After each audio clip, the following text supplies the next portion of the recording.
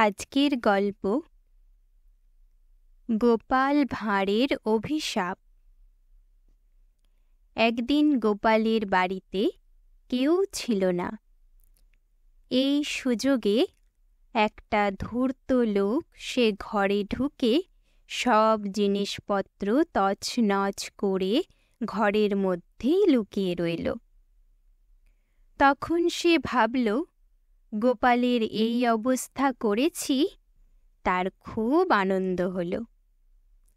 গোপালের ঘরে এসে ওই অবস্থা দেখে গোপাল মনে মনে ভাবল, চোর বেটা নিশ্চয়ই ঘরের মধ্যে আছে।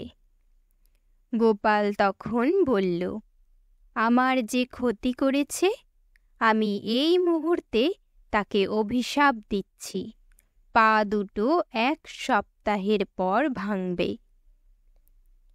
এই সময় সেখান থেকে লোকটা পালাতে গিয়ে একটা পা তার ভেঙে গেল। লোকটি খোঁড়াতে খোঁড়াতে তার সামনে এসে বলল, গোপাল, আপনার অভিশাপ ফলল না।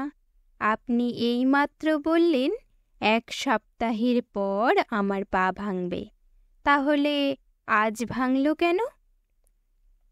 কে এই কাজটি করেছে তা বুঝতে আর বাকি রইল না গোপালের।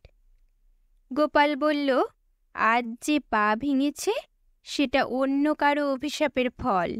সপ্তাহের আমার অভিশাপ যখন ফলবে, তখন আর খুঁড়িয়ে খুঁড়িয়েও আসতে হবে না, হামাগুড়ি দিয়ে আসবে।